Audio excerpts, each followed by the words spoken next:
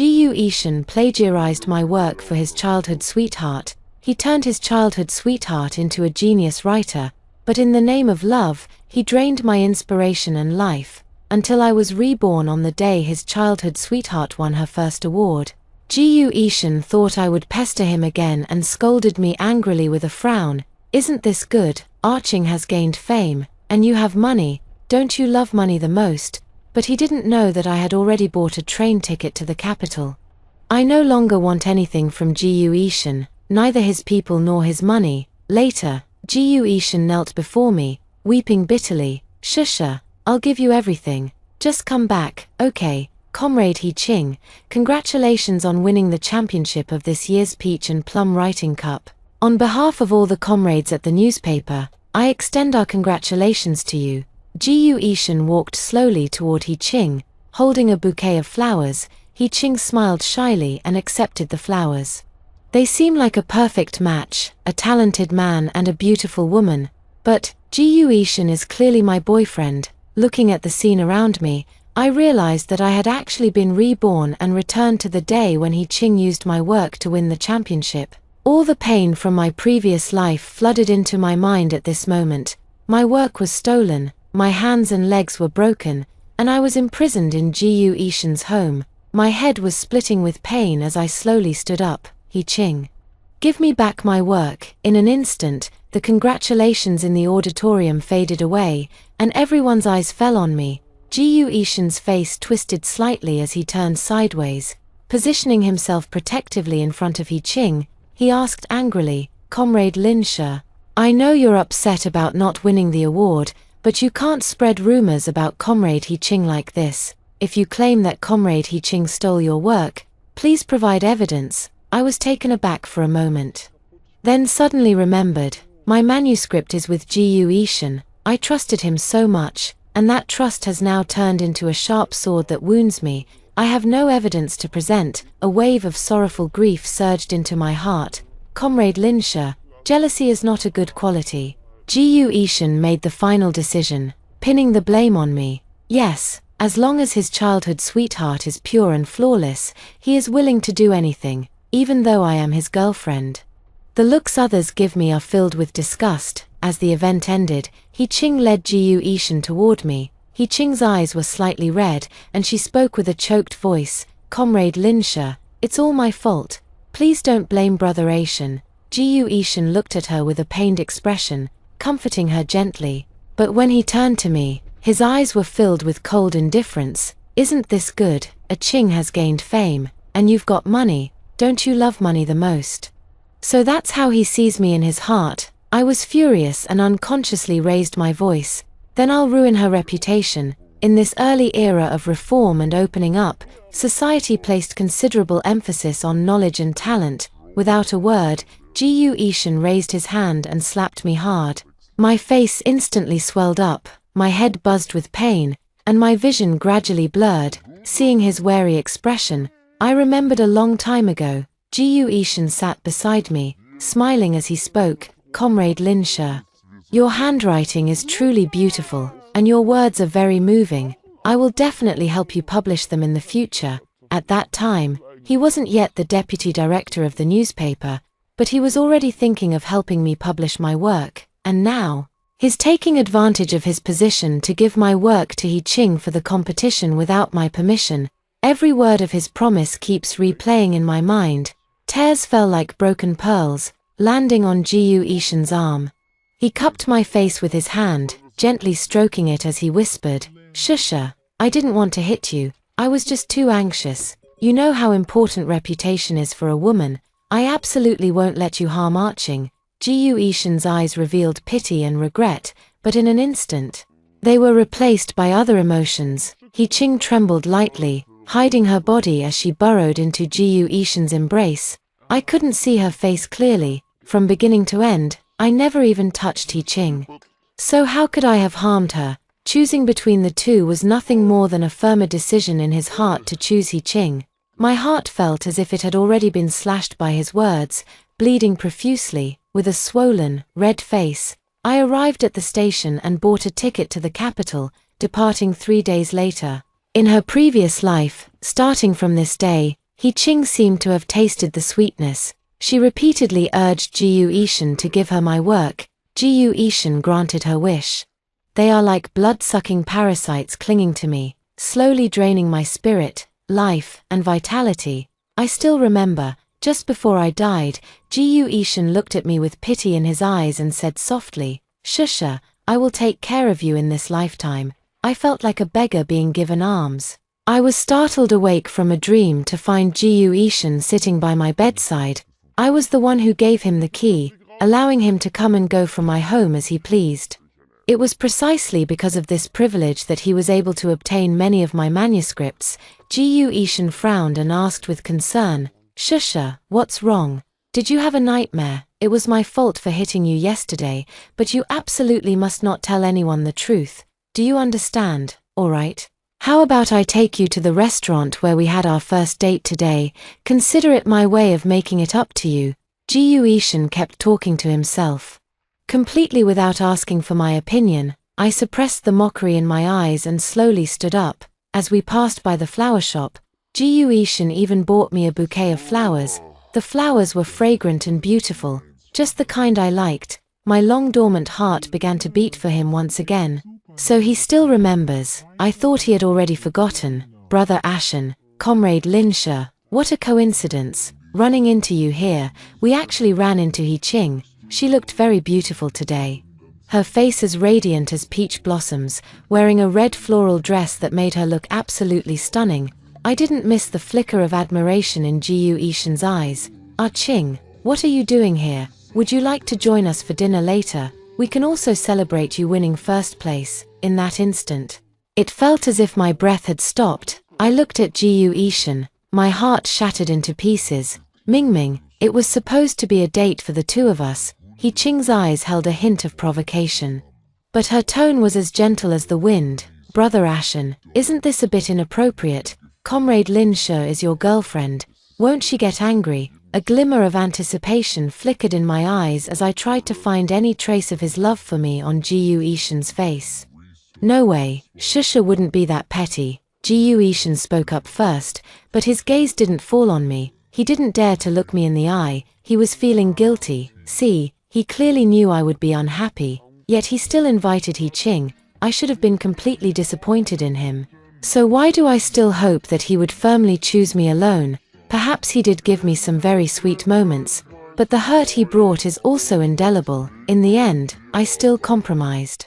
And the three of us went to that restaurant together. The dim yellow lighting created a great atmosphere. All around us were couples, but our table was the only one with 3 people. Jiu Ishan placed the menu in front of me, as if trying to please me. "Shusha, you order," but I had no appetite.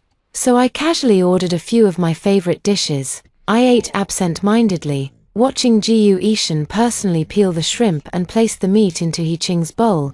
They were so intimate. As if they were the ones who were truly a loving couple. I had already given up, so why was my heart still aching faintly? How strange. I unconsciously clenched my hand and let out a heavy sigh. He glanced at me disdainfully, exaggeratedly covering his mouth, and spoke anxiously. "Sorry. Brother Ashen and I grew up together, so I'm used to it. Maybe I should break this bad habit." Jiu Ishan spoke dismissively. "We've known each other much longer than she has. A Ching. You're fine just the way you are. There's no need to change." Jiu Ishan didn't see anything wrong with it. Yes, he would help He Ching peel shrimp, see her off after work, and often have meals at her place even when he was in a relationship. There seemed to be an invisible barrier between the two of them, and no one could break through. The scene was painfully glaring. I put down my chopsticks and stood up, ready to leave. Behind me, Jiu Ishan spoke angrily. "Linsha, I've already made it up to you. Why are you still throwing a tantrum? We're all still eating. It's very rude for you to leave like this alone." I can almost imagine Jiu Ishan's expression. Frowning, eyes filled with anger, the veins on his neck bulging. It seems like I often see him angry. He never hesitates to smile at He Ching, but I rarely see it. I took a deep breath and walked away without looking back. In 2 more days, I can leave for good. I contacted a 20-year-old girl and planned to sell her the job at the newspaper. After all, I need money to live in the capital. However, Ji Ishan somehow found out about this and angrily confronted me. His eyes filled with indifference as he asked, "Linsha, what kind of temper are you throwing? Why did you sell your job? Was it just to avoid seeing Arching? Arching and I are just childhood friends who grew up together without any secrets. If there was anything between us, would it be your turn? I just see her as a younger sister, even now." Ji Ishan still thinks it's my fault. Everything I did was wrong. Ching was crying on the side, tears streaming down her face like pear blossoms in the rain, shaking her head continuously. "Comrade Linsha, please don't argue with Brother Ashen because of me. It's all my fault, all my fault." Ji Ishan grew even angrier, his grip tightening. "Ouch," I cried out in pain. Ji Ishan suddenly breathed a sigh of relief, cupped my face, and said, "It's fine, we're getting married anyway. If you sell your job, you can stay at home peacefully, take care of the husband and children, and serve the in-laws. I see your temper is getting worse and worse. You must have come into contact with some bad people outside. Staying at home is good too. Being more gentle suits the identity of my wife better." His face loomed large before my eyes, filled with fervor. I've seen that expression before. When he forced me to write countless works, some unpleasant memories flooded back. I was so frightened that I took 2 steps back and pushed him away. Tears streamed down my face, and my body couldn't stop trembling. Ji Ishan saw my frightened appearance, a flicker of heartache passing through his eyes, but in an instant, it turned cold again. "Linsha, even if you don't want to work, you can't use Ching as an excuse. Do you know how much this affects her reputation? You can do anything, but you must not hurt Ching, otherwise, I won't marry you. Ching is not in good health, and her only dream is to become a writer. I must help her fulfill this dream. So, you want me to be the stepping stone for her to achieve her dreams, is that it?" I couldn't help but raise my voice in protest. "What about me? If you care so much about Ching, why aren't you with her? Is it necessary to torment me like this? He cares so much about Ching. Brother Ashen and I are just good siblings. Comrade Linsha, please don't misunderstand. I don't want to ruin your relationship." Ching spoke as tears streamed down her face, her breathing growing rapid. In no time, her face flushed bright red, showing signs of an impending illness. Ji Ishan slapped me hard, his eyes red with anger, and said with resentment, "Linsha, don't look at me and Ching with your filthy thoughts. If it weren't for Ching's health condition, I wouldn't be with you either." With that, he picked up Ching, turned around, and ran away. So that's how it is. All the happiness he brought me, the joyful times we spent together, were all fake. No wonder. Ji Ishan was dedicated to getting me pregnant, and then moved to a separate room after I successfully conceived. I thought it was because he liked children. But it turns out he couldn't bear to let his frail childhood sweetheart bear a child for him. So he chose me instead. I slumped to the ground, my collar soaked with tears. "Ji Ishan, I don't want you or your money anymore." Chapter 2. Early the next morning, I packed my luggage and left this place. After settling down in the capital, I received a reply from Xinhua News Agency. My work was successfully accepted. Perhaps in the near future, my work will be published. Comrades from every corner of the motherland will read the words I write. I am just like Ching from my previous life. At this thought, my heart began to beat violently. I packed up and went to the address in the letter, sitting in the coffee shop. I watched everything outside the window with curiosity. The street was bustling with people, everyone riding bicycles, and occasionally a few small cars could be seen. Suddenly, I saw Ji Ishan walking toward me from across the street. When he saw me, his eyes lit up instantly, and he hurriedly made his way through the crowd, running toward me. I quickly stood up, but I wasn't fast enough to avoid being caught by him. Ji Ishan tightly gripped my wrist, gazing at me greedily as he whispered softly, "Shusha, I finally found you." It was the first time I had ever seen Ji Ishan in such a disheveled state. He hadn't shaved, his clothes were wrinkled, and the dark circles under his eyes were very noticeable. Before leaving, I left Ji Ishan a breakup letter. What does he mean by this? I struggled to break free from him, but he was very strong. We're already over, so why is he still looking for me? Panic surged within me as I kept looking around, wanting to call for help, Suddenly, a hand forcefully pulled Jiyu Ishan away. Jiyu Ishan stumbled back several steps, barely steadying himself by holding onto a tree. The man before me was tall, with sharp features, his deep voice reaching my ears. "Comrade, please stay away from the female comrade. Can't you see the fear on her face? Leave immediately, or I will call the police." Jiyu Ishan's face flickered with a hint of panic, but he forced himself to remain calm. "I'm Linsha's partner, don't interfere with our matters. We broke up a long time ago, afraid that this kind-hearted person might leave." I quickly refuted Jiyu Ishan. The man turned his head, raised an eyebrow, and looked at me curiously. "So you are Linsha, the author of Like Smoke." "I am. He wants you, he wants you." A leader at Xinhua News Agency. Hearing this, Jiyu Ishan quickly leaned in close to me, his face filled with anxiety. "What? You submitted Like Smoke? How could you submit it? What about a Qing then?" My heart sank. Sure enough, Jiyu Ishan came to me with a purpose. I already knew her true nature. How could he possibly turn over a new leaf? I suppressed the mockery in my eyes and spoke word by word. "Just give up. I will never give you my work again." Jiyu Ishan widened his eyes. Not expecting me to be so determined this time, he put on a haughty expression and issued me an ultimatum. "Linsha, I'm giving you one last chance. Come back with me. Give all of this to a Qing, and I can marry you." I remembered in my past life, whenever I didn't want to continue writing works for them, Jiyu Ishan would threaten me like this. At that time, I truly valued this relationship deeply. I cared so much that I was even willing to give up myself for him. But now, the Linsha who loved him is already dead. Seeing that I remained silent, Jiyu Ishan grew anxious and raised his hand, wanting to hit me. I closed my eyes in fear, but the anticipated pain never struck me. Instead, it was Jiyu Ishan who let out a painful scream. He clutched his stomach and rolled on the ground.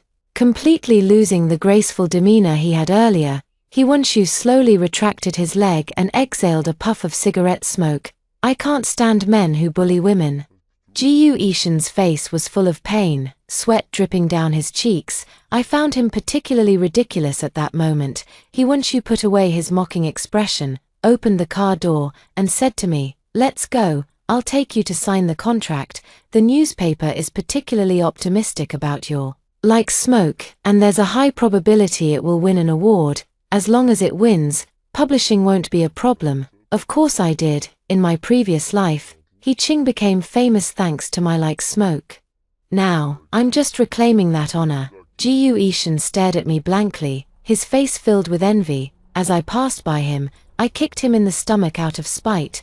Watching him grimace in pain, I felt an immense sense of satisfaction. Not long after, while news about Like Smoke was spreading, I was already preparing for its publication. I became famous, and countless people came to visit me.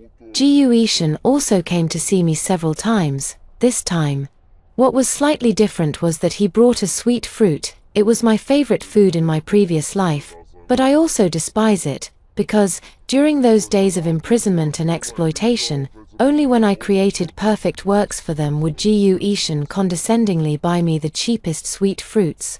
Even though they were already very wealthy at that time, eating sweet fruits meant I had endured another round of suffering. Jiyu Ishan offered the candy to me in a flattering manner. A cloyingly sweet scent wafted into my nose, stirring a sour feeling in my stomach. I forced myself to shake my head, fighting off the drowsiness. Jiyu Ishan picked up a piece of candy and brought it to my lips. "Isn't this your favorite food?" "Shusha." I slapped his hand away, my eyes fixed intently on Jiyu Ishan. I never used to like this kind of food before, so why would Jiyu Ishan think I like it? Could he have been reborn as well? This thought weighed on me like a heavy stone, making it hard to breathe, and I involuntarily clenched my fists. I slowly took a few steps back. Unexpectedly, Jiyu Ishan rushed over and grabbed my hand. He groped for my hand, his scorching breath spraying down from above my head. "Shusha, I really know I was wrong. It was all that bitch Qing who deceived me. If it weren't for her, we wouldn't have ended up like this. But don't worry, I've already dealt with her. She will never bother us again." With that, he pouted and leaned in towards me. Who knows how many times that mouth has kissed Qing? I find it disgusting. Hiwanshu suddenly walked over, He held the cake in one hand and grabbed the back of Ji Yuishan's collar with the other. There's no difference between the cake and Ji Yuishan in He Wanshu's hands. He Wanshu handed the cake to me, frowning as he tossed Ji Yuishan aside. Ji Yuishan collapsed on the ground like a pile of mud, with candied fruits scattered all over the floor. And the cake He Wanshu gave me was adorned with red flowers, looking especially beautiful. He Wanshu stepped on Ji Yuishan's back, sneering disdainfully. Can't you see Linsha doesn't like it, and you still keep pushing forward? Candied fruit can't compare to small cakes when it comes to being popular with female comrades. Yes, Ji Yuishan is no match for He Wanshu. I was truly blind before.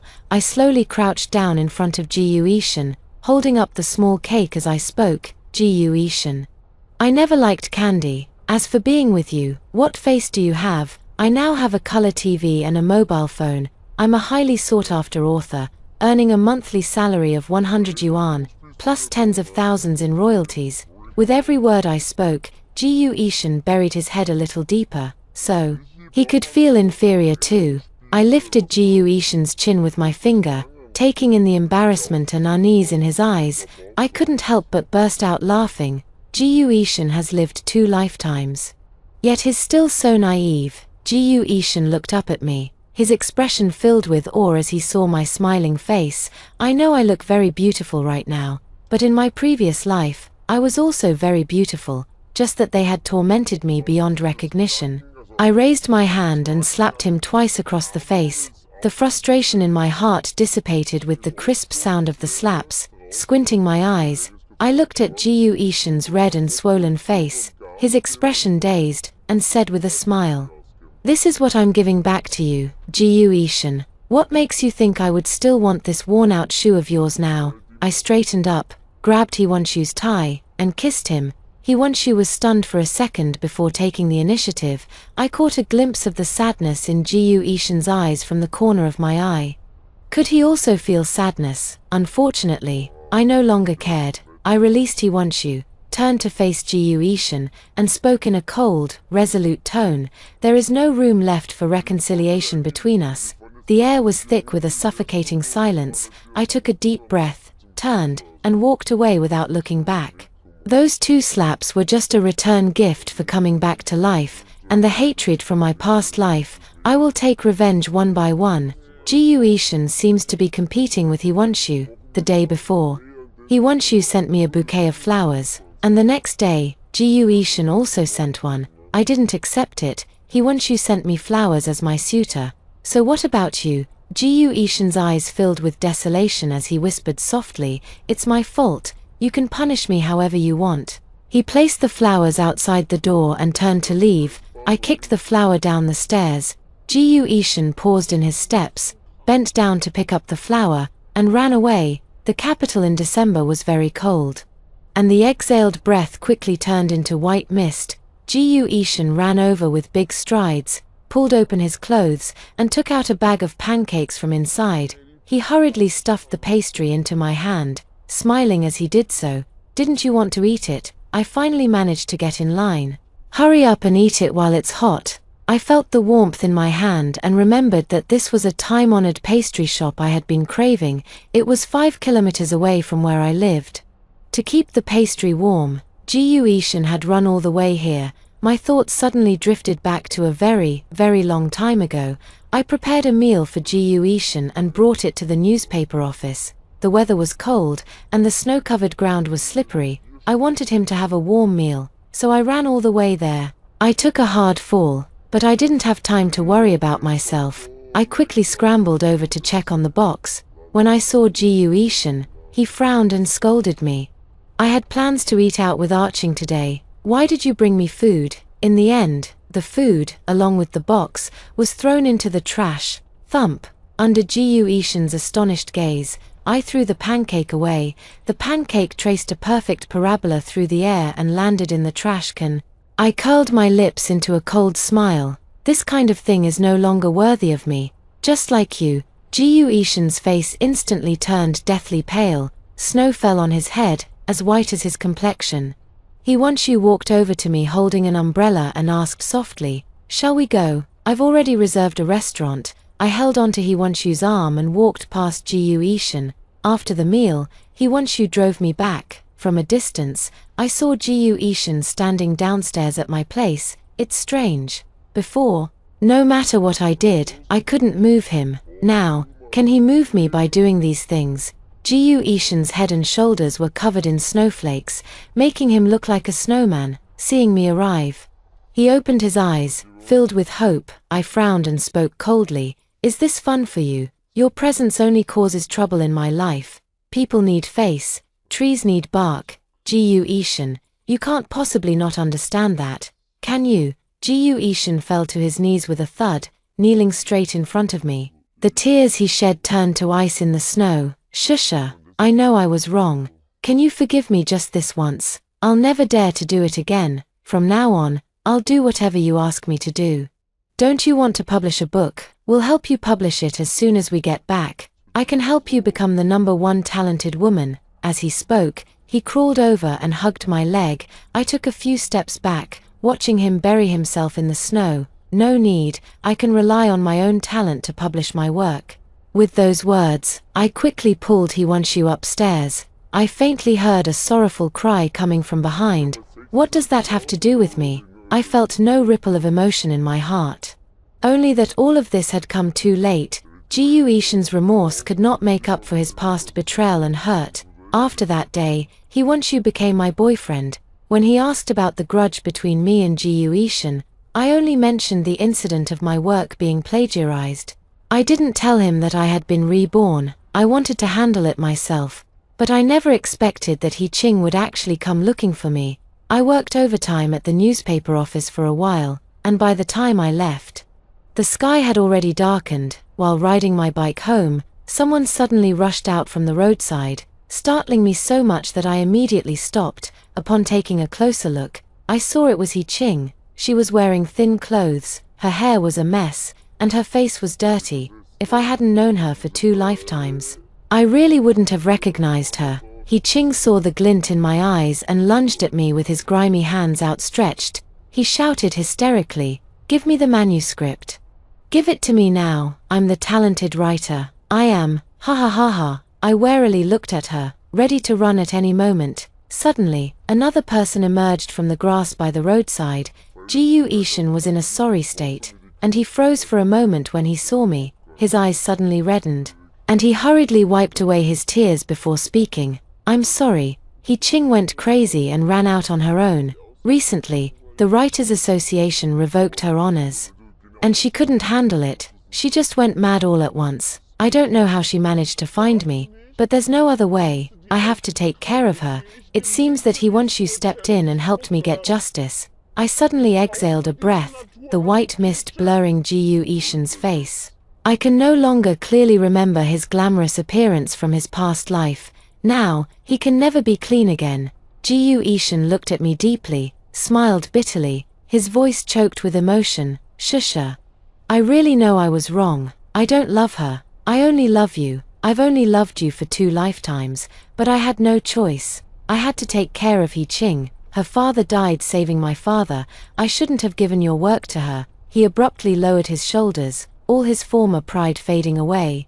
Yet I only felt a sense of irony. Ji-Yu Ishin owed Hee-ching, so why should I, Linsha, be the one to repay it? I tightened my grip on the handlebars, wanting to just leave like this. Suddenly, Hee-ching threw herself in front of me, dropped to her knees, and began kowtowing fiercely. Her forehead split open, and blood flowed onto the ground. She kept muttering under her breath, "I'm sorry, it's my fault. I shouldn't have stolen your manuscript. I shouldn't have stirred up trouble between you and Brother Ashen.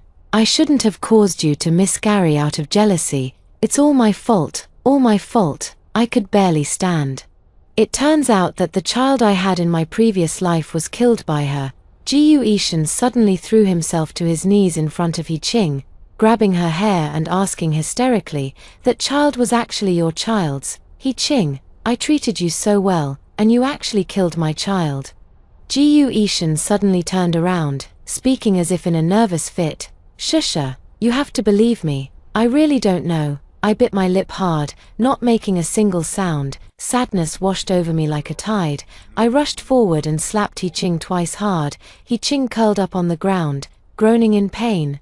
Gu Yishan looked at me helplessly, stammering, "Shusha, I didn't know. I really didn't know. I would never harm my own child, no matter what." I staggered back a few steps, my spirit utterly broken. Yes, Gu Yishan would never harm his own child, but he would harm me. Suddenly, He Ching lunged at me, but she was too weak now, and after just a few steps, I kicked her flying. She rolled twice on the road, stopped by a utility pole, and suddenly spat out a mouthful of blood, like a corpse, motionless. Gu Yishan hurriedly ran over. I curled a cold smile and said sarcastically, "This is your retribution." I rode away on my bicycle, only hearing a voice carried by the wind, "Linsha, I'm sorry. A simple apology cannot cover up the harm they did to me in my past life." Life without Gu Yishan was quite joyful. My works were published one after another, and my relationship with He Wanshu grew stronger and stronger. We decided to get married, right in the capital. He Wanshu asked me if I wanted to go back to my home. I shook my head. That place is not my home.